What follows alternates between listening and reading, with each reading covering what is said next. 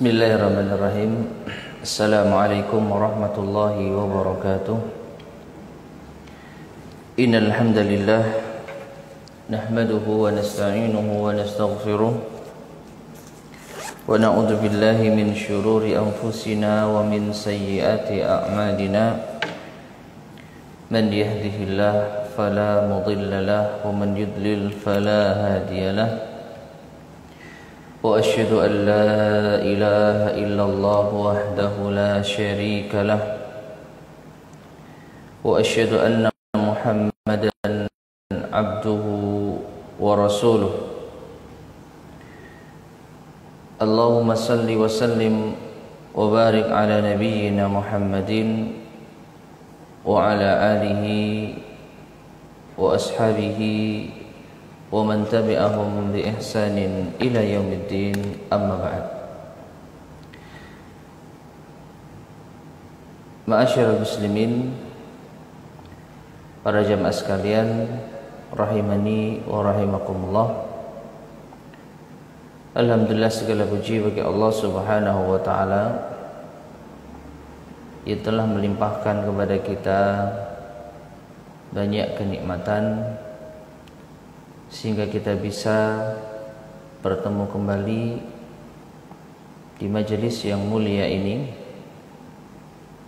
untuk melanjutkan kajian kita membahas kitab Ummahatul Mukminin, biografi istri-istri Nabi sallallahu alaihi wasallam, yang mana pada kesempatan di sore hari ini kita masuk pada bab yang kedua, yaitu membahas biografi Ummul Mukminin Aisyah binti Abi Bakar As-Siddiq radhiyallahu taala anha. Sebenarnya mati.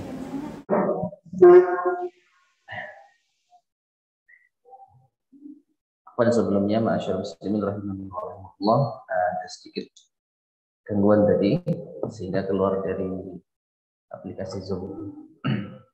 Baik, pada pertemuan di sore hari ini insyaallah kita akan masuk pada pembahasan biografi Ummul Mukminin Aisyah binti Abi Bakar As-Siddiq radhiyallahu taala anha. Setelah sebelumnya kita menyelesaikan pembahasan tentang biografi Ummul Mukminin Khadijah radhiyallahu taala anha. Sekarang kita masuk pada biografi Ummul Mukminin Aisyah binti Abi Bakar As-Siddiq radhiyallahu anha. Di sini penulis membawakan yaitu penjelasan tentang hal ini diawali dengan Aisyah radhiyallahu anha binti Khalifah Rasulullah sallallahu alaihi wasallam, yaitu Abu Bakar bin Abi Quhafah Utsman bin Arim bin Amr. Jadi ini silsilah nasab dari Aisyah radhiyallahu taala anha. Beliau adalah putri dari sahabat Nabi yang mulia sallallahu alaihi wasallam sekaligus khalifah pengganti Nabi sallallahu alaihi wasallam yang memimpin kaum muslimin sepeninggal beliau, yaitu Abu Bakar bin Abi Quhafah Utsman bin Arim bin Amr, dan kunyahnya Aisyah adalah Ummu Abdillah. Pernah kita sampaikan ya, kunyah itu adalah nama panggilan. Kalau itu laki-laki maka diawali dengan Abu Bakar, Abu Hurairah dan lain sebagainya. Kalau wanita maka diawali dengan dan kunyahnya Aisyah radhiyallahu anha adalah Ummu Abdillah. Nah, tentang kunyahnya Aisyah ini, ma'asyiral muslimin rahimani wa rahimakumullah, ada dua versi. Versi yang pertama diriwayatkan bahwa beliau keguguran saat mengandung anaknya Nabi Shallallahu Alaihi Wasallam. Jadi saat mengandung putranya Rasulullah Shallallahu Alaihi Wasallam, Aisyah keguguran. Nah, ini versi yang pertama. Dan anak yang keguguran itulah yang akan dinamakan dengan Abdullah. Sehingga Aisyah menjadi calon ibu darinya. Makanya dikunyahi dengan Ummu Abdillah. Namun disebutkan di sini riwayat ini tidak sahih. Yang benar kunyahnya itu dinisbatkan kepada Abdullah bin Az-Zubair, keponakannya. Ya, Abdullah bin Az-Zubair, keponakan Aisyah radhiyallahu taala anha. Diriwayatkan dari Aisyah radhiyallahu anha, ia berkata, ketika Abdullah bin Az-Zubair lahir, aku membawanya ke hadapan Nabi Shallallahu Alaihi Wasallam. Lalu beliau meludah tipis di mulutnya. Itulah asupan pertama yang masuk ke dalam perutnya. Beliau berkata, dia, bayi ini bernama Abdullah, dan engkau Ummu Abdillah. Nah, sejak saat itu aku mengenakan kunyah itu, dan aku tidak pernah melahirkan anak sekalipun. Kisah ini diriwayatkan oleh Abu Hatim. Dan ini kisah yang lebih sahih dibandingkan dengan kisah atau versi sebelumnya. Aisyah radhiyallahu anha tidak pernah melahirkan, bahkan tidak pernah mengandung anak dari Nabi Shallallahu Alaihi Wasallam. Yang pernah terjadi adalah saat keponakannya lahir, bayi itu dibawa oleh Aisyah menuju Rasulullah SAW, lalu diberi nama Abdillah, diberi nama Abdullah. Lantas Aisyah memiliki kunyah dengan nama keponakannya. Nah, riwayat lain menyebutkan, aku menemui Nabi Shallallahu Alaihi Wasallam dengan membawa Ibnu Zubair. Beliau kemudian tahniknya dengan kurma dan beliau memberiku kunyah Ummu Abdillah. Ya, jadi ini penjelas dari riwayat sebelumnya yang disebutkan bahwa Nabi meludah pipis di mulutnya. Maksudnya adalah Nabi mentahniknya. Mentahnik. Apa itu tahnik? Tahnik adalah amalan yang disunnahkan untuk dilakukan terhadap bayi yang baru lahir. Caranya bagaimana? Caranya adalah orang tua bayi itu mengunyah kurma sampai lembut, lalu hasil kunyahnya tersebut diletakkan di ujung jari sedikit saja, lalu ujung jari itu dimasukkan ke dalam mulut si bayi, ditempelkan di langit-langitnya. Nah, ini namanya kunyah. Afwan, bukan kunyah, tahnik. Ya, tahnik. Jadi mengunyah kurma, kemudian sampai halus, sampai lembut, kemudian diambil sedikit, diletakkan di ujung jari, lalu jari kita, orang tua, dimasukkan ke dalam langit-langit bayi. Ini namanya mentahnik. Termasuk di antara amalan yang disunahkan untuk diamalkan. Baik. Nah, diriwayatkan dari Aisyah, riwayat yang lain pula radhiyallahu anha, ia berkata, wahai Rasulullah, apakah engkau tidak memberiku kunyah? Beliau berkata, gunakanlah kunyah dengan nama keponakan. Ya, jadi gunakanlah kunyah dengan nama keponakan, yaitu apa? Abdullah bin Az-Zubair bin Al-Awwam.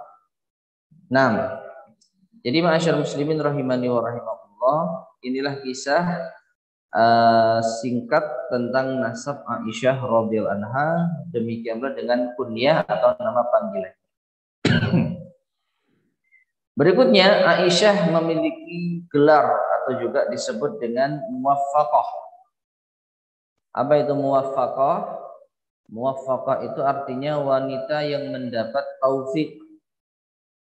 Muwaffaqah, wanita yang mendapat taufik.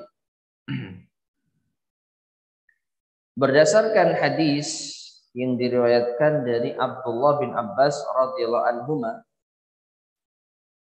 dalam riwayat Imam At-Tirmizi, Rasulullah sallallahu alaihi wasallam bersabda, "Man kana lahu faratani min ummati adkhalahu Allahu bihimal jannah." Barang siapa yang ditinggal mati dua anaknya yang belum balik, maka Allah akan masukkan ia ke dalam surga. Faqalat Aisyah, maka Aisyah berkata, "Faman kana lahu faratun min ummatika?" Bagaimana kalau anak yang meninggal tersebut satu ya Rasulullah? Apakah juga masih dapat keutamaan menjadi sebab orang tuanya masuk surga? Qal, maka Rasulullah SAW bersabda, "Wa man kana lahu faratun ya muwaffaqatun."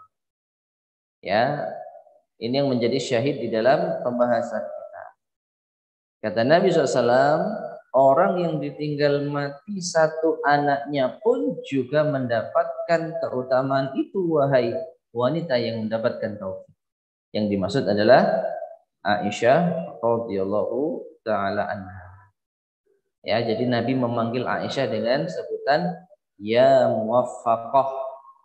Wahai muwaffaqah. Apa tadi muwaffaqah?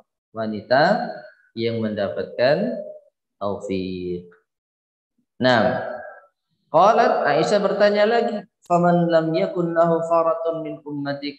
Lalu bagaimana dengan orang yang tidak memiliki anak yang meninggal dari umatmu ya Rasulullah? Maka Rasulullah SAW bersabda, "Fa ana faratu ummati lan yusabu bimisli." Ya, kata Nabi SAW, maka aku pendahulu umatku.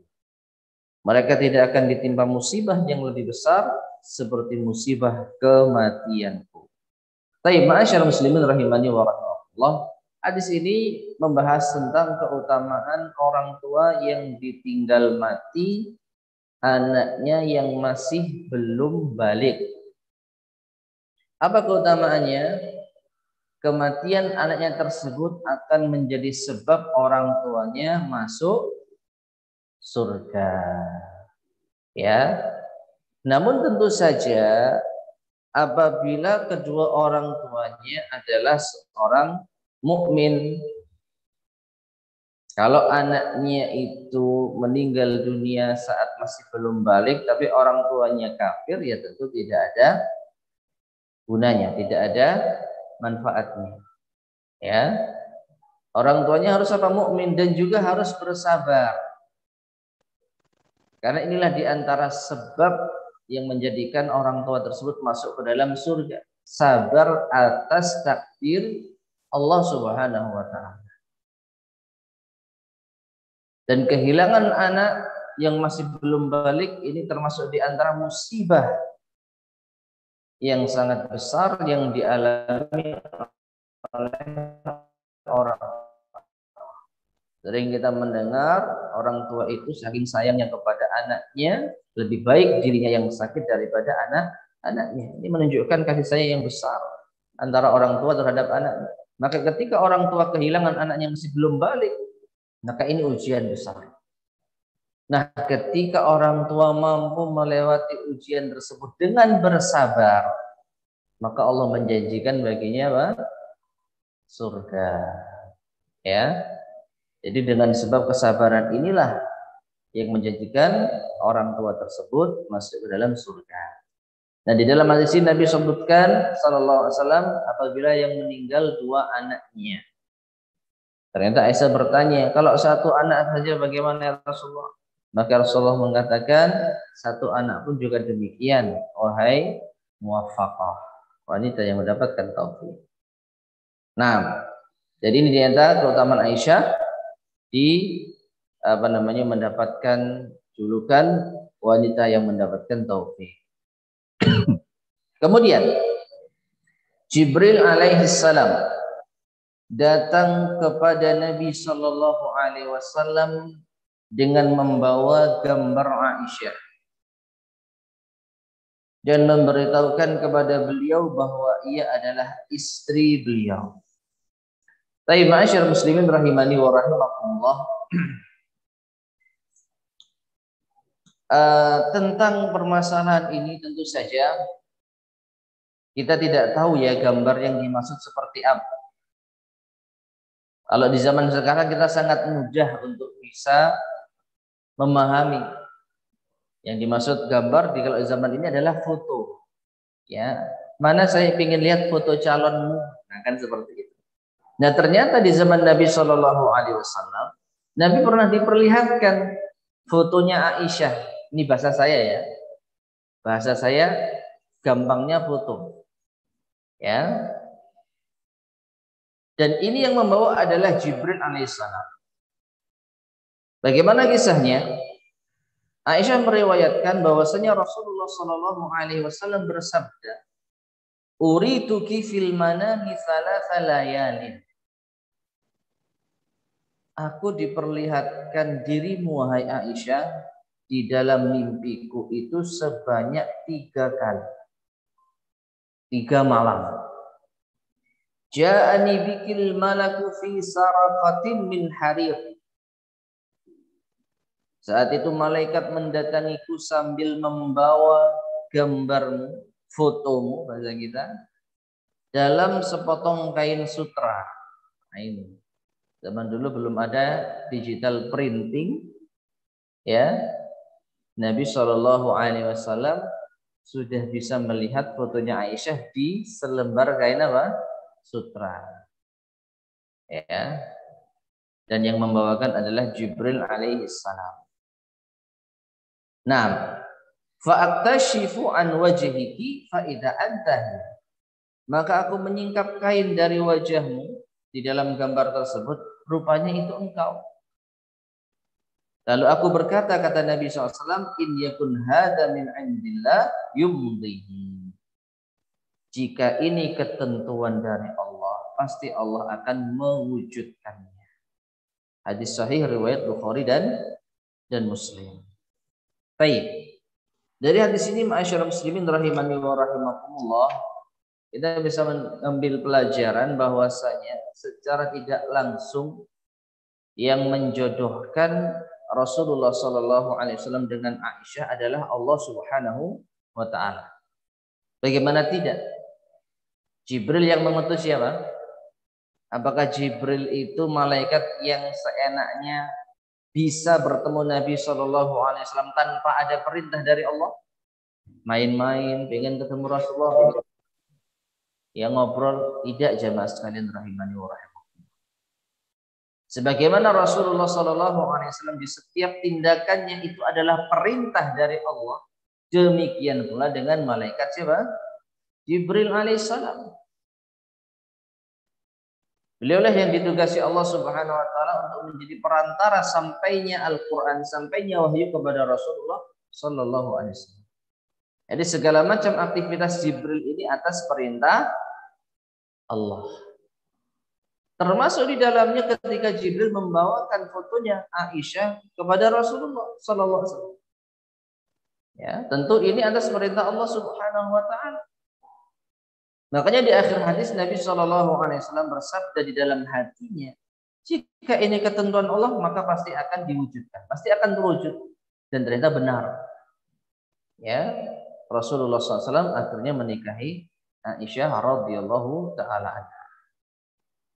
Nah, jadi ma'asyiral muslimin rahimani wa rahimakumullah, pernikahan Nabi SAW dengan Aisyah ini secara tidak langsung atas perintah Allah Subhanahu wa taala. Dalam riwayat yang lain, Aisyah mengatakan, Jibril datang membawa gambarku dalam potongan kain sutra kepada Nabi SAW. Lalu ia berkata, Jibril itu berkata, ia adalah istrimu di dunia dan akhirat. Ya, diriwayatkan oleh Abu Hatim. Baik, hadis ini juga sungguh luar biasa yang menunjukkan keutamaan Aisyah radhiyallahu anha.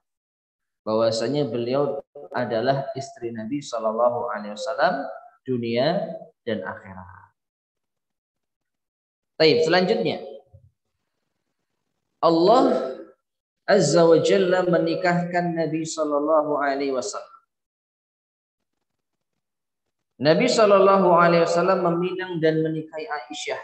Kapan dan di mana peristiwa ini terjadi? Nah, ini pembahasan secara rinci bagaimanakah proses pernikahan Nabi Shallallahu Alaihi Wasallam dengan Aisyah radhiyallahu anha. Kalau dulu pada pembahasan tentang Khadijah kita juga sudah tahu ya, Ibu sekalian rahimani wa rahimakumullah. Ada yang masih ingat bagaimana proses pernikahan Nabi dengan Khadijah? Siapa yang melamar terlebih dahulu? Siapa yang yaitu menunjukkan minat terlebih dahulu? Khadijah. Setelah apa itu? Setelah Rasulullah Shallallahu Alaihi Wasallam mampu untuk menunaikan amanah saat membawa harta perdagangannya Khadijah. Yang ini dilaporkan oleh pelayannya Khadijah. Kemudian Khadijah berminat untuk menjadi istri Nabi SAW. Lalu Nabi SAW bertanya kepada paman-paman beliau tentang hal tersebut. Paman-paman beliau menyetujui, akhirnya mereka pun menikah. Nah, seperti itu. Itu kisah singkat tentang pernikahan Nabi SAW dengan Khadijah. Nah, untuk Aisyah bagaimana? Kita baca penjelasan dari Al-Mu'allif rahimahullah ta'ala. Diriwayatkan dari Aisyah radhiyallahu anha, ia berkata, ketika Khadijah radhiyallahu anha wafat, Khawlah binti Hakam, istrinya Utsman bin Maz'un, mendatangi Rasulullah sallallahu alaihi wasallam dan berkata, wahai Rasulullah, tidak inginkah engkau menikah? Ini setelah Khadijah wafat. Ya, dan kita semua tahu sebelum Khadijah radhiyallahu anha wafat, Nabi sallallahu alaihi wasallam tidak menikahi seorang wanita pun. Satu-satunya istri Nabi sallallahu alaihi wasallam di masa Khadijah adalah beliau radhiyallahu anha. Nah, setelah Khadijah meninggal, ada sahabat yang bertanya, menawarkan kepada Nabi SAW, tidakkah Anda ingin menikah? Maka Rasulullah SAW menjawab, dengan siapa? Ya, Nabi bertanya, dengan siapa? Maka Khawlah, istrinya Utsman bin Mas'ud ini berkata, kalau engkau mau, ada yang gadis, yang perawan, dan kalau engkau mau, ada yang janda. Jadi ternyata ada dua calon yang akan diajukan kepada Rasulullah Shallallahu Alaihi Wasallam. Maka Rasulullah bertanya balik, siapa yang gadis dan siapa yang janda? Maka Khawlah menjawab, yang gadis adalah putri dari manusia yang paling engkau cintai, yaitu Aisyah binti Abi Bakar. Adapun yang janda adalah Saudah binti Zam'ah. Ya, Saudah binti Zam'ah, yang mana suaminya meninggal dunia sebelumnya. Ia telah beriman kepadamu dan mengikuti agamamu. Jawab Khawlah. Maka Rasulullah SAW bersabda, pergilah lalu sampaikan lamaranku pada keduanya. Ya, hadis ini jelas menunjukkan bolehnya seorang laki-laki melamar dua wanita sekaligus. Boleh melakukan lamaran terhadap dua wanita sekali. Khawlah ini bahasa kita apa Bu? Ya, comblangnya gitu ya, yang menjadi perantara pernikahan. Ya, Masya Allah, dia termasuk orang yang nanti akan mendapatkan pahala ya atas apa yang terjadi pada rumah tangga Rasulullah Sallallahu Alaihi Wasallam, atas apa yang menjadikan sebab Aisyah meriwayatkan banyak hadis Rasulullah SAW. Ini sungguh luar biasa. Padahal nama Khawlah kita enggak familiar ya. Ada sahabat yang namanya siapa? Khawlah. Mungkin nggak familiar. Tapi siapa yang menyangka kalau dia adalah peran atau pemeran utama terwujudnya pernikahan Nabi SAW dengan Aisyah. Bayangkan jamaah sekalian rahimani wa rahimakumullah. Ya, dengan Nabi SAW menikah dengan Aisyah, Aisyah mendapatkan banyak ilmu, hukum-hukum seputar agama yang dilihat dan disaksikan oleh Aisyah, yang dihafalkan kemudian disampaikan kepada kita. Maka besar kemungkinan Khawlah akan dapat pahalanya. Karena Khawlah lah yang menjadikan sebab Aisyah mendapatkan ilmu dari Rasulullah SAW dengan sebab pernikahan. Ini sungguh luar biasa. Nah, kita lanjutkan. Khawlah pun berkata, kemudian aku mendatangi Ummu Ruman. Siapa Ummu Ruman? Ibunya Aisyah, istri Abu Bakar As-Siddiq radhiyallahu taala anhu. Lalu aku berkata, wahai Ummu Ruman, kebaikan dan keberkahan apa gerangan yang Allah masukkan ke dalam keluarga kalian? Jadi Khawlah ini seakan-akan menanyakan kepada ibunya Aisyah, ya, keluarga kalian ini bahagia apa sebabnya? Maka Ummu Ruman pun kaget, kebahagiaan apa itu? Maka Khawlah menjawab, Rasulullah SAW melamar Aisyah. Ya, Rasulullah SAW melamar Aisyah. Maka Ummu Ruman berkata, tunggulah Abu Bakar akan datang. Jadi perhatikan masyarakat muslimin rahimani wa rahimakumullah, adab seorang istri kepada suaminya. Apabila ada hal besar yang perlu untuk diputuskan, maka menunggu kedatangan suaminya. Ummu Ruman insya Allah setuju putrinya dilamar oleh Rasulullah SAW. Tapi bagaimanapun juga yang menjadi wali atau ayahnya adalah Abu Bakar. Maka tunggu Abu Bakar. Khawlah pun berkata, maka datanglah Abu Bakar dan aku sampaikan hal itu. Maka Abu Bakar berkata, apakah ia pantas untuk beliau? Artinya apakah Aisyah ini wanita yang pantas untuk Rasulullah SAW? Seakan-akan Abu Bakar ini nggak percaya, ya, merasa kalau putrinya mungkin tidak pantas menjadi istri Rasulullah SAW. Ia adalah keponakan beliau. Ini bisa bermakna Aisyah masih kecil, belum dewasa. Dan juga bisa bermakna ia masih ada hubungan kerabat. Maka Rasulullah SAW bersabda, engkau saudaraku dalam Islam dan aku saudaramu, putrinya pantas untuk. Jadi mendengarkan tentang alasan Abu Bakar mempertanyakan pantas ke Aisyah untuk Rasulullah, maka Rasulullah menjawab, engkau wahai Abu Bakar saudaraku di dalam Islam, aku pun juga saudaramu dan putri Abu Bakar pantas untukku. Khawlah pun berkata, Abu Bakar pun berdiri dan berkatalah Ummu Ruman kepadanya, sesungguhnya Al-Mut'im bin Adi melamar Aisyah untuk putranya. Demi Allah, ia tidak pernah mengingkari janji. Maksudnya Abu Bakar. Artinya ma'asyar muslimin rahimani wa rahimakumullah, sebenarnya sebelum Khawlah ini menyampaikan lamaran Rasulullah kepada Aisyah, menyampaikan lamaran Rasulullah untuk Aisyah kepada Abu Bakar, Abu Bakar ini sebenarnya sudah menerima lamaran orang lain. Ya, jadi ternyata ada orang lain yang hendak melamar Aisyah. Siapa dia? Putranya Al-Mut'im bin Adi.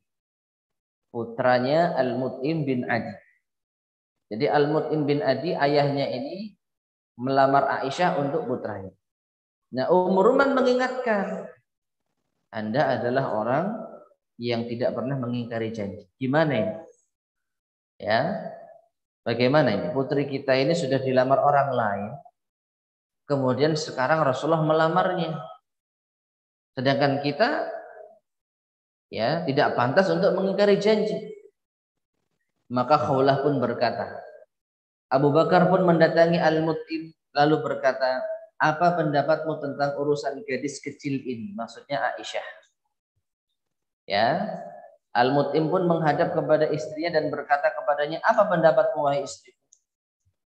Khawlah berkata, maka aku menghadap kepada Abu Bakar, lalu istri Al-Mut'im berkata, jangan-jangan kalau kami nikahkan anak kami ini kepada gadis itu, maka ia akan meninggalkan agama nenek moyangnya dan memasukkannya ke dalam agama yang engkau peluk sekarang.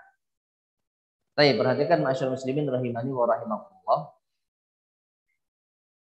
Jadi bisa kita ambil kesimpulan kalau yang ngelamar Aisyah ini ternyata bukan seorang muslim.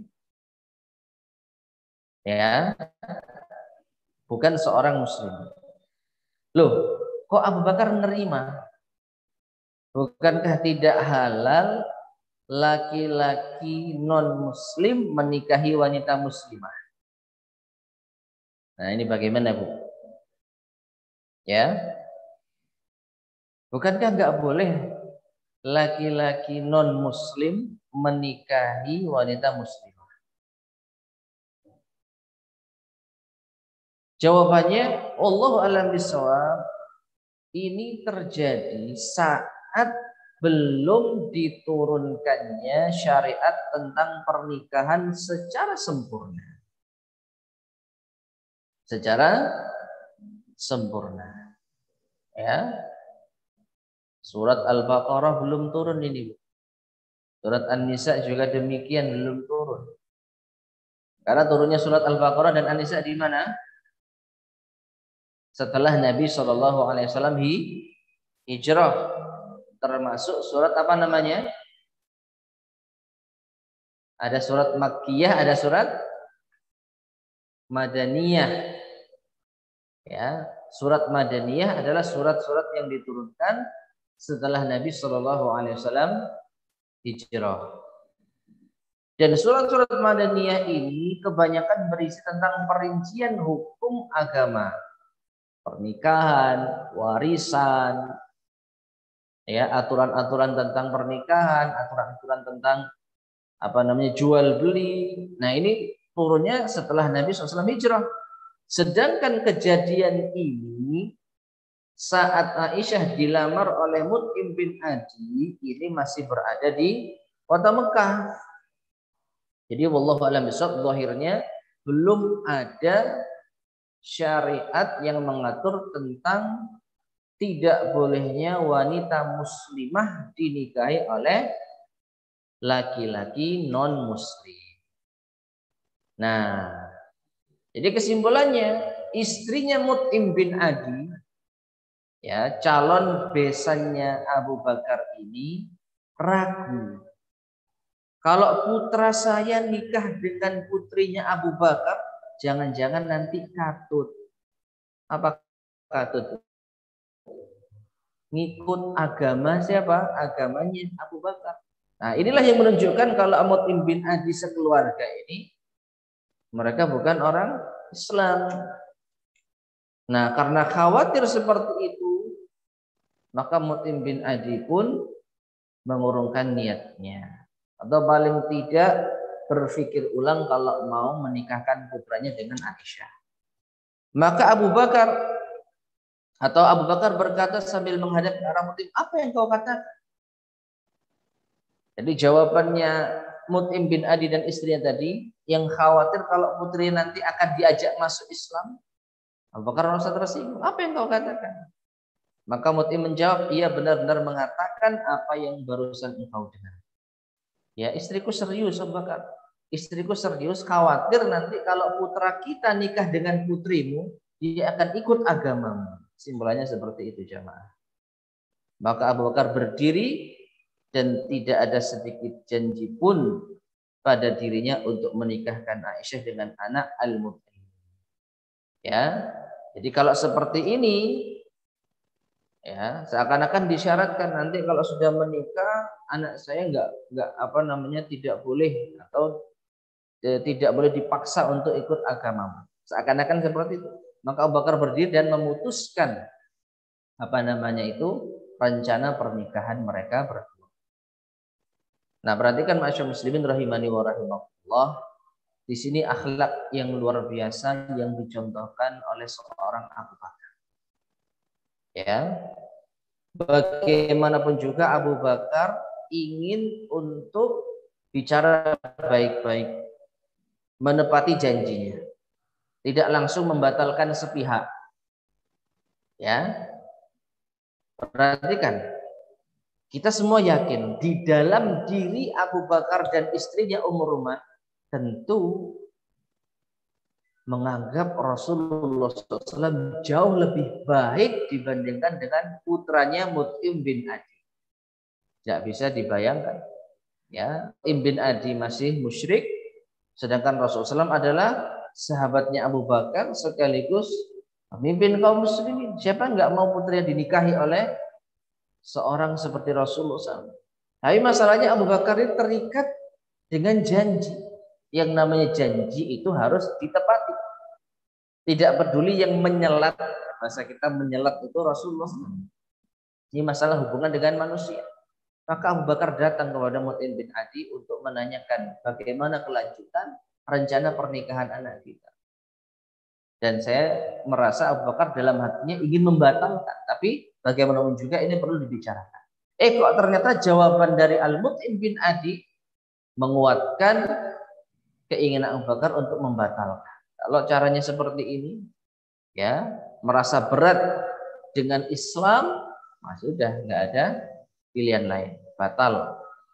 Jadi tidak ada perjanjian sekarang antara saya dengan dirimu, wahai Mut'im bin Adi. Nah, setelah itu Abu Bakar berkata kepada Khawlah tadi, ya, kepada Khawlah. Siapa Khawlah tadi? Yang menjadi comblangnya, kan gitu.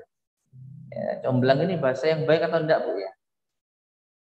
Perantara, ya, perantara. Ini lebih baik. Yang menjadi perantara pernikahan tersebut. Abu Bakar berkata kepada Khawlah, katakanlah kepada Rasulullah SAW, hendaklah beliau datang ke sini. Nah, disampaikan kepada Rasulullah, lamarannya diterima. Khawlah pun berkata, Rasulullah SAW pun datang lalu menikahi Aisyah. Nah, kemudian masyarakat muslimin rahimani wa rahimakumullah, Ibnu Ishaq berkata, salah seorang ulama ahli sejarah, beliau menyerahkan mahar sebesar 400 dirham kepada Aisyah. Aisyah bercerita, beliau menikahiku, setelah itu berlalu selama 2 tahun. Saat kami tiba di Madinah, kami singgah di Sunnah. Di Sunnah ini, Allah alam, ini setahu saya bukan sunnah, ya, sunnah amalan yang sunnah. Langsung di perkampungan Bani Haris bin Khazraj. Nah, afan sebelumnya, jadi sekalian rahimani wa rahimakumullah. Jadi setelah menikah, pernikahan itu terjadi di mana? Di kota Mekah. Seingat saya pernikahan itu terjadi di kota Mekah. Nah, setelah menikah, Rasulullah SAW dan Aisyah tidak langsung tinggal satu atap, tidak langsung berumah tangga. Yang penting akad nikah sah, Aisyah menjadi istri Nabi SAW. Nanti kapan tinggal barengnya? Setelah beliau hijrah ke kota Madinah. Nah, di sini disebutkan 2 tahun. Jadi setelah akad nikah itu berlalu masa 2 tahun. Ada yang mengatakan 3 tahun. Allahu a'lam bishawab. Ada yang mengatakan 3 tahun. 3 tahun ini diambil dari pengakuan Aisyah yang nanti akan kita sebutkan insya Allah. Nah, saat kami tiba di Madinah, berarti ini sudah hijrah, ya. Kata Aisyah, kami singgah di perkampungan Bani Haris bin Khazraj. Saat itu aku bermain ayunan di antara 2 pohon kurma. Ibuku tiba-tiba datang menghampiriku dan menurunkan. Dalam riwayat yang lain berteriak dengan keras, ya, memanggil nama Aisyah. Setelah itu ibu membawaku pergi sampai tiba di pintu rumah dan nafasku terengah-engah. Ya, jadi Aisyah diajak tanpa diajak bicara mau kemana, pokoknya tangannya ditarik sampai tiba di depan pintu rumah. Ibuku mengusap wajahku dengan sedikit air, lalu menyisir rambutku yang menyentuh pundak. Jadi Aisyah dirapikanlah wajahnya supaya tidak aut-autan gitu ya. Nah setelah itu ibu membawaku masuk menemui Rasulullah Shallallahu Alaihi Wasallam. Ya, dan ternyata di rumah itu ada Rasulullah. Dan di dalam rumah juga sudah ada beberapa orang lelaki dan wanita. Ibuku lantas berkata, mereka adalah keluargamu. Semoga Allah memberkahi mereka untukmu dan memberkahimu untuk mereka. Aisyah meneruskan, para lelaki dan wanita berdiri lalu mereka pergi. Setelah itu Rasulullah SAW menggauliku, demi Allah, beliau tidak menyembelih unta ataupun kambing, yang ada hanya sepiring makanan yang dikirimkan Sa'ad bin Ubadah kepada Rasulullah SAW yang biasa beliau bagikan untuk istri-istri beliau. Wallahu a'lam bishawab. Baik. Jadi ini ma'asyiral muslimin rahimani wa rahimakumullah, kisah yang singkat tentang proses pernikahan Aisyah radhiyallahu taala anha. Dalam riwayat yang lain disebutkan Aisyah radhiyallahu anha menceritakan bahwa Nabi Shallallahu Alaihi Wasallam saat ia berusia 6 tahun dan diserahkan kepada beliau tinggal satu rumah saat ia berusia 9 tahun. Nah dari 6 tahun ke 9 tahun berapa tahun Bu? 3 tahun. Sedangkan riwayat yang tadi kita bacakan 2 tahun. Dan ini hal yang biasa ya Ibu sekalian rahimani wa rahimakumullah. Perbedaan riwayat sehingga memunculkan perbedaan jarak tahun ini biasa. Yang penting mereka berdua itu antara Nabi SAW dan Aisyah tidak langsung tinggal satu rumah. Jadi ada masa Aisyah dan Rasulullah SAW itu tinggal sendiri-sendiri. Ya, berapa lamanya? Ada yang mengatakan 2 tahun, ada yang mengatakan 3 tahun. Nah, kemudian disebutkan juga ia tinggal di tempat beliau Aisyah tinggal bersama Rasulullah SAW selama 9 tahun. Jadi Aisyah menjadi pendamping Rasulullah SAW selama 9 tahun. Dan ini sekalian rahimani wa rahimakumullah termasuk di antara istri-istri Nabi SAW yang cukup lama tinggal bersama Nabi hingga beliau wafat. Ya. Karena selain Aisyah, tadi sudah kita katakan kalau Nabi juga ditawari wanita lainnya seorang janda yaitu Saudah binti Zam'ah. Dan keduanya pun dinikahi oleh Rasulullah SAW. Baik Saudah maupun Aisyah menjadi istri Rasulullah SAW. Yang mana para ulama kita berbeda pendapat siapa yang lebih dulu. Ya nanti insya Allah mungkin akan disinggung ya. Wallahu a'lam. Nah, ya bedanya kalau Saudah karena beliau sudah janda, sudah dewasa langsung tinggal bersama Rasulullah. Sedangkan Aisyah tidak langsung tinggal bersama Rasulullah SAW.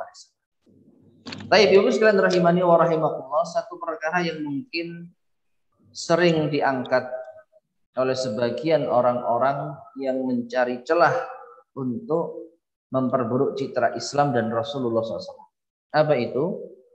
Rasulullah SAW dituduh sebagai laki-laki yang apa istilahnya itu menikahi anak di bawah umur. Rasulullah SAW saat itu usianya berapa Bu? Ada yang bisa mengutak-atik enggak? Ya. Saat Khadijah meninggal dunia, usia Nabi SAW berapa? Khadijah meninggal dunia pada tahun ke-10 masa kenabian. Gampang lah sebenarnya. 60? 50, benar. Ya, karena Rasulullah diangkat menjadi Nabi SAW usianya berapa? 40. Ya, ditambah 10 tahun masa kenabian usia beliau 50. 50 tahun. Nah, kata orang-orang yang membenci Islam, seorang pria 50 tahun menikahi anak di bawah. Ini termasuk di antara isu-isu yang laris. Maka bagaimana sikap kita sebagai seorang Muslim? Bagaimana cara mendudukkan perkaranya? Perlu kita ketahui ma'asyar muslimin rahimani wa rahimakumullah. Usia pernikahan antara satu generasi dengan generasi yang lain, antara satu daerah dengan daerah yang lain, antara satu kebiasaan masyarakat dengan kebiasaan masyarakat yang lain tidak boleh disamakan. Ini dari satu sisi. Dari sisi yang lain juga demikian. Kedewasaan seorang wanita antara satu generasi, satu daerah, satu kebiasaan masyarakat tidak bisa disamakan dengan zaman lainnya, daerah lainnya, dan kebiasaan masyarakat yang lain. Oleh karena itu, kalau kita mau menilai apakah yang Nabi Shallallahu Alaihi Wasallam apa yang Nabi SAW lakukan itu keliru secara kebiasaan, maka kita lihat di zaman dahulu ada nggak yang mengangkat isu ini di zaman Rasul Sallallahu Alaihi Wasallam? Ada nggak orang-orang kafir yang mengatakan Muhammad menikahi anak di bawah umur? Jawabannya tidak ada. Karena apa? Adatnya berbeda, kebiasaan masyarakatnya berbeda, generasinya berbeda, zamannya berbeda, kulturnya berbeda. Sedangkan di zaman kita kebanyakan semua serba barat, kan gitu. Adat istiadat orang Jawa yang tidak sesuai dengan kebarat-baratan juga ikut disalahkan. Ya. Yang luar biasanya ketika kita mengkritisi kebiasaan-kebiasaan barat, dikatakan kita tidak modern. Ya. Ketika kita meninggalkan adat kultur tradisi lama, atau ketika kita mempertahankannya kita dianggap kolot. Tapi ketika Rasulullah SAW menikahi Aisyah dengan kultur di zaman itu, dengan tingkat kedewasaan wanita di zaman itu, ini digugat. Tentu ini tidak adil jamaah sekalian rahimani wa rahimakumullah. Ya. Ditambah lagi, bukankah sebelum dilamar oleh Aisyah, bukankah Aisyah sebelum dilamar oleh Rasulullah SAW sudah dilamar oleh siapa? Orang lain. Kenapa orang lain itu tidak disalahkan? Siapa tadi? Mut'im bin Adi. Kalau enggak dikatakan Mut'im bin Adi telah menikahkan putranya dengan wanita di bawah umur. Telah berencana untuk menikahkan putranya dengan wanita di bawah umur. Kenapa kok Rasulullah SAW yang yang dijadikan bahan, yang dipojokkan? Nah, oleh karena itu masyarakat muslimin rahimani wa rahimakumullah, ketika kita mau berpikir secara bijak, maka kita hendaknya menilai apa yang terjadi di zaman dahulu dengan kacamata kebiasaan masyarakat zaman. Dan setahu saya wallahu a'lam bishawab, tidak ada seorang pun dari orang-orang di zaman dahulu, di zaman Rasulullah SAW yang mempermasalahkan pernikahan Nabi dengan siapa? Aisyah. Orang-orang belakangan sudah diam saja. Zamannya beda. Ketingkat kedewasaan wanita juga beda. Beda generasi, beda zaman, beda adat, beda kultur, beda kebiasaan. Maka kita nggak usah menilai dengan sudut pandang sekarang.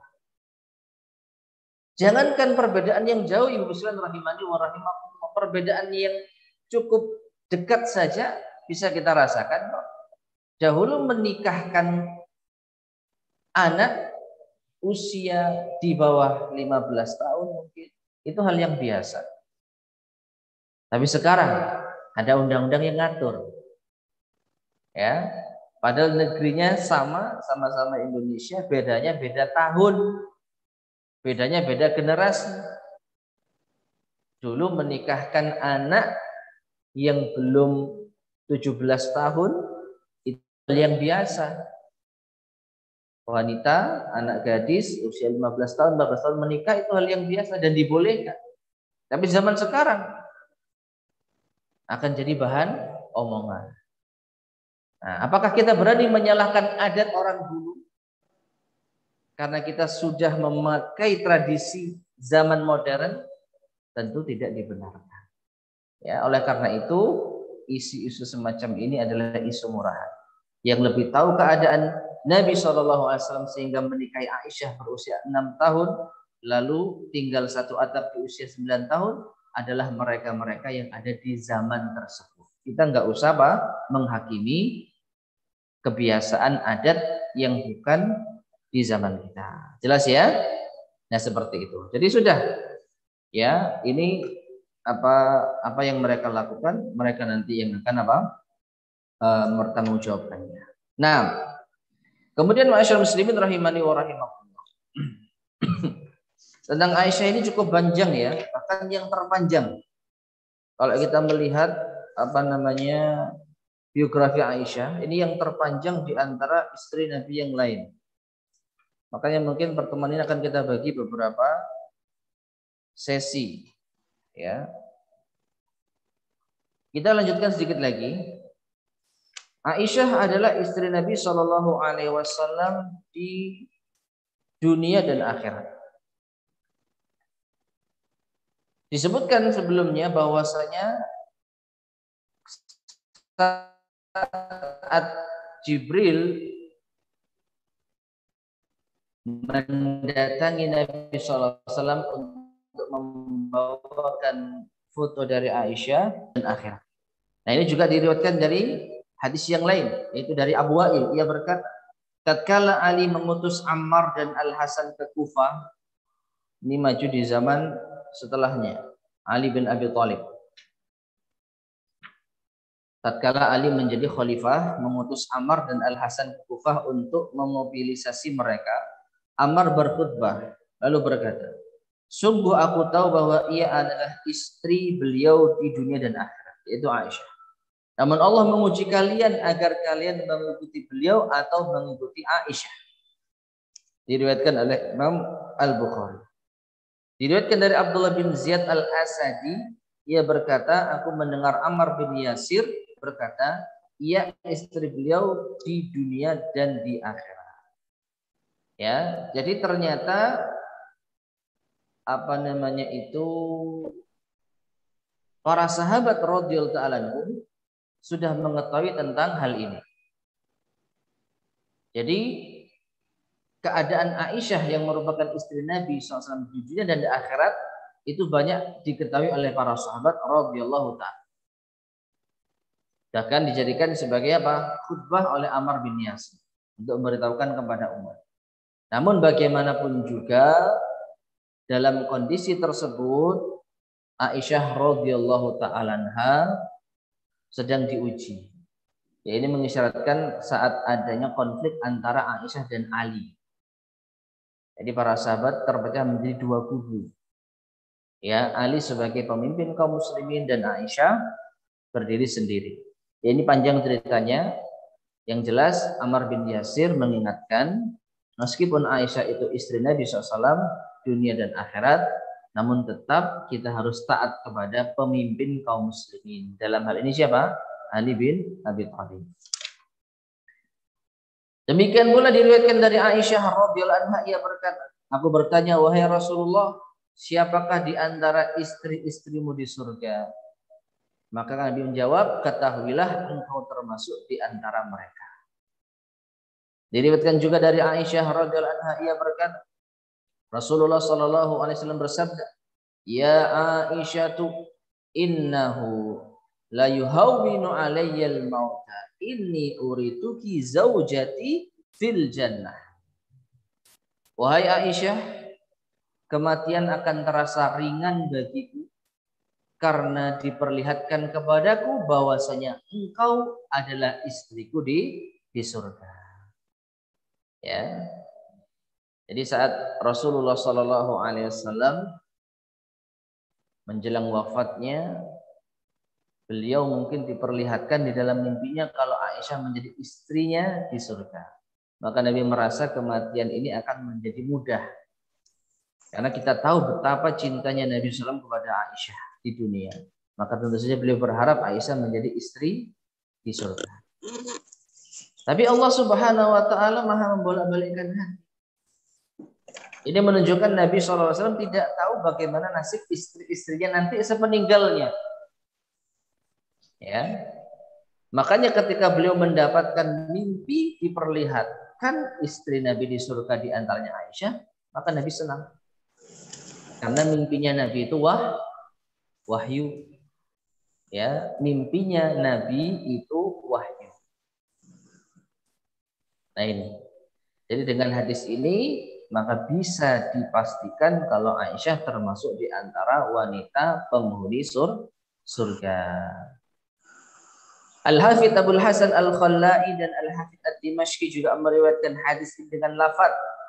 Kata Nabi SAW, aku tidak mempedulikan kematian sejak aku mengetahui engkau istriku di surga. Ya, jadi Nabi SAW nggak peduli dengan yang namanya kematian, tatkala mengetahui bahwasanya Aisyah adalah istri beliau di surga. Baik. Nah ini, Aisyah adalah istri yang paling dicintai Nabi Shallallahu Alaihi Wasallam. Diriwayatkan dari Zakwan, ajudan Aisyah, ia berkata, Ibnu Abbas datang meminta izin untuk menjenguk Aisyah ketika sakit. Saat itu di dekat kepalanya ada keponakannya Abdullah bin Abdurrahman. Aku, kata Zakwan, berkata, Ibnu Abbas datang meminta izin. Keponakannya Abdullah bin Abdurrahman kemudian bersungkur kepadanya lalu berkata, ada Abdullah bin Abbas radhiyallahu taala anhuma saat Aisyah menanti kematian. Namun Aisyah berkata, jauhkan aku dari Ibnu Abbas. Ya. Jadi begini, rahimani wa rahimahullah. Ini ketika Rasul sudah meninggal jauh dianya, di situ ada keponakannya Abdullah bin Abdurrahman. Abdullah bin Abdurrahman. Dan juga ada pembantunya Aisyah namanya Zakwan. Ternyata Abdullah bin Abbas, sepupunya Rasulullah SAW, datang ingin menjumpai Aisyah minta izin. Ternyata Aisyah menolak. Tidak mau didatangi oleh Abdullah bin Abbas. Maka keponakannya Aisyah, Abdullah bin Abdurrahman berkata, wahai ibunda, wahai bibiku, Ibnu Abbas termasuk anak-anakmu yang soleh. Maksudnya Ibnu Abbas termasuk di antara lelaki soleh. Ia mengucapkan salam kepadamu dan ingin melepas kepergianmu. Maka Aisyah berkata, izinkan ia masuk jika engkau tutup siron. Kenapa teh? Akhirnya Aisyah masuk kepadanya.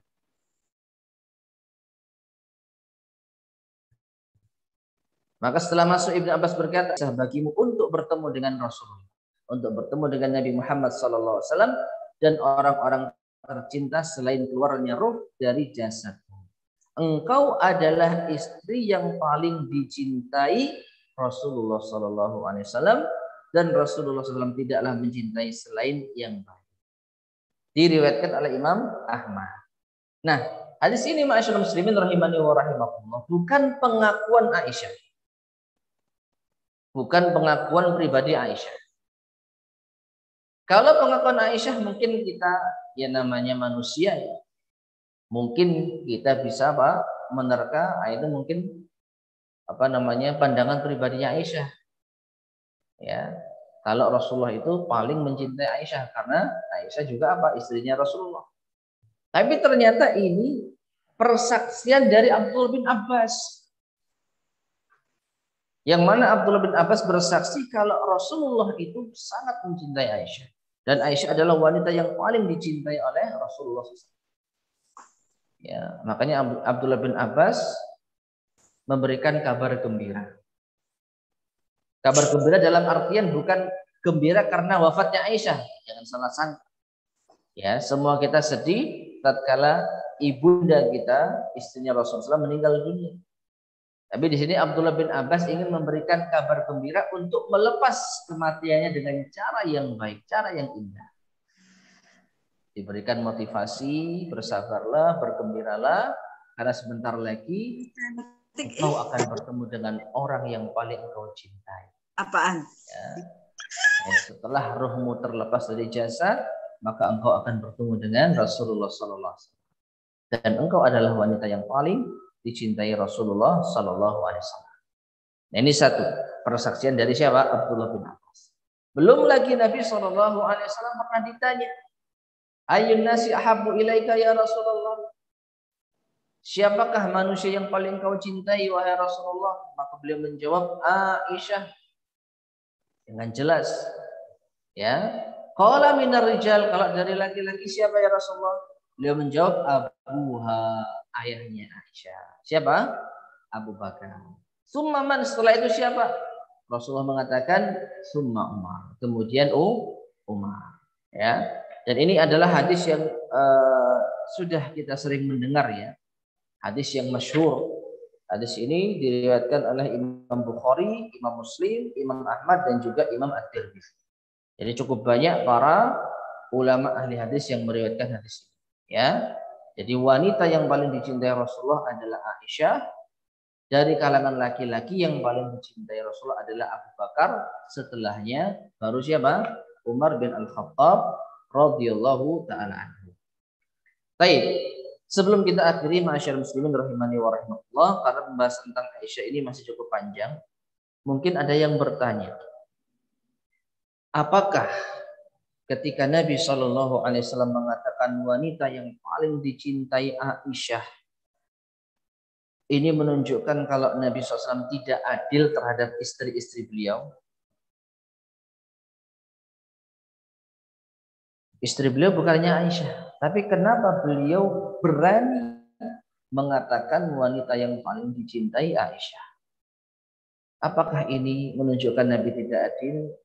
Ma'asyiral muslimin rahimani wa rahimakumullah. Perlu kita ketahui keadilan itu dituntut bagi seorang suami yang memiliki istri lebih dari satu dalam segi lahir, dalam segi materi, dalam segi berbagi malam, dalam segi nafkah, dalam segi yang tampak. Yang satu dikasih hadiah, yang lain juga dikasih hadiah. Yang satu dikasih nafkah, yang lain dikasih nafkah. Yang satu dikasih tempat tinggal, yang satu dikasih tempat tinggal. Ini hal-hal yang nampak. Yang satu hari, yang lain juga satu hari. Yang satu pekan, yang lain juga satu pekan. Nah, ini adil dalam perkara yang nampak. Tapi dalam perkara batin, kecondongan hati, lebih sayang, lebih cinta, maka di sini manusia tidak bisa. Dalam hal ini Allah Subhanahu wa taala memaklumi. Dan sering saya contohkan ma'asyiral muslimin rahimani wa rahimakumullah, kita seperti itu. Meskipun dalam kasus yang berbeda. Loh kok bisa Ustaz? Kita enggak seperti itu, wong kita punya istri cuma satu. Ya. Kalau seorang wanita ya enggak boleh nikah dengan lebih dari satu laki-laki. Tapi kita pun sebagai ibu juga mengalami kondisi seperti itu. Contohnya apa? Anak. Kita harus adil kepada anak-anak kita. Pernah Rasulullah SAW itu didatangi oleh seorang untuk persaksian. Ya Rasulullah, saya mau ngasih anak saya harta sekian. Ditanya sama Rasulullah, apakah semua anakmu kamu beri seperti itu? Enggak, cuma anak yang ini saja. Saya tidak mau bersaksi kezaliman.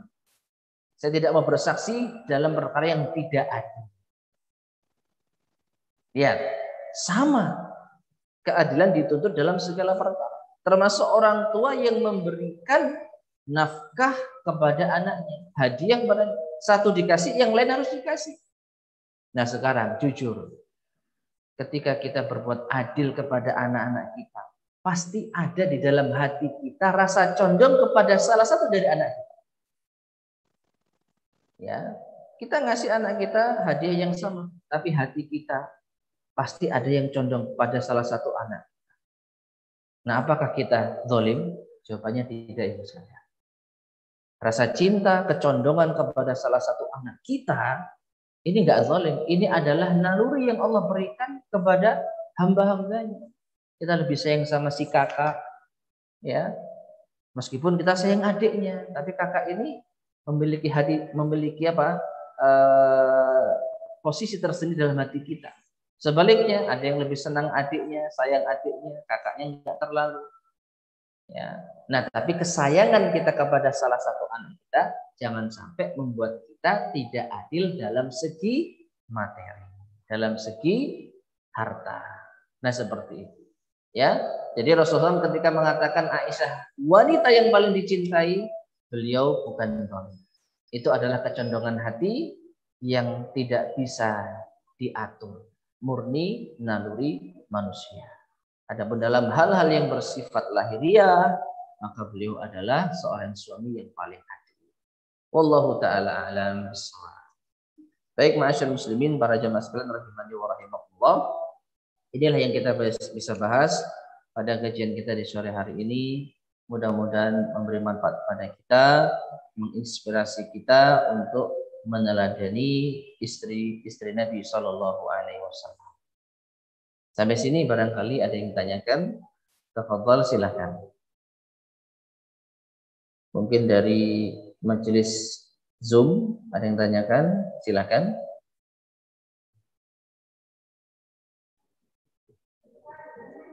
Ya.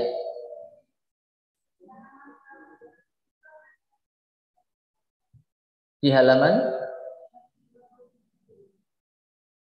halaman sebuah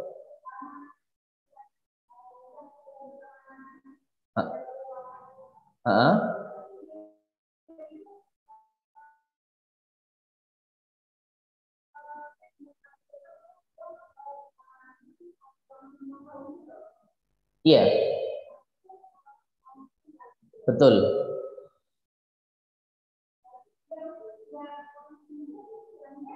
Meninggal, Aisyah masih muda, menjanda, dan nggak lama meninggal. Ya, itulah takdir Allah. Jadi pertanyaannya, mungkin ada yang nggak dengar ya.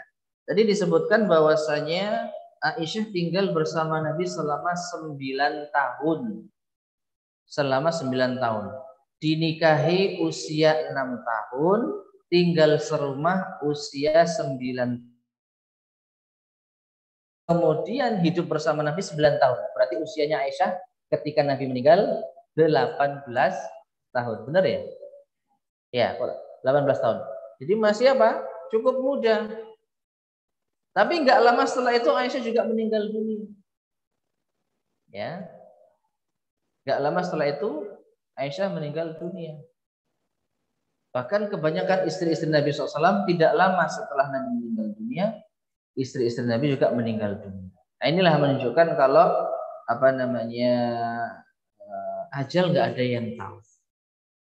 Khadijah tinggal bersama Nabi berapa tahun? Ya, 25 ke 50, 25 tahun. Jadi Khadijah yang paling lama 13 tahun. Bisa selama itu. Aisyah cuma 9 tahun. Usianya 18 tahun meninggal dunia. Khadijah usianya 60 sekian. Ya. Jadi ajal itu adalah rahasia Allah Subhanahu wa taala. Namun kita bisa lihat pertemuan singkat Aisyah dengan Rasulullah SAW menghasilkan banyak hadis yang memberikan manfaat kepada kita.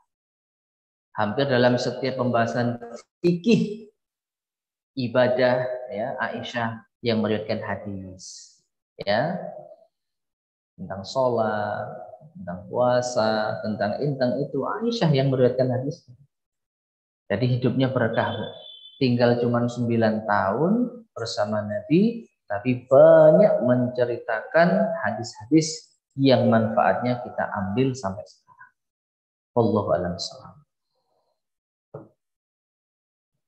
Baik, ada lagi yang tanyakan?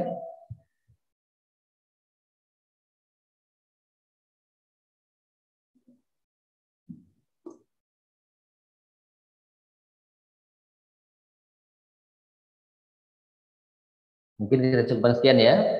Di komentar di Zoom juga tidak ada. Kita akhiri sekian. Ibu sekalian rahimani wa rahimakumullah. Kajian kita di sore hari ini mudah-mudahan bermanfaat. Kurang lebihnya saya mohon maaf. Subhanakallahumma bihamdika asyhadu an la ilaha illa anta astaghfiruka wa atubu ilaik. Alhamdulillahirabbil alamin. Assalamualaikum warahmatullahi wabarakatuh.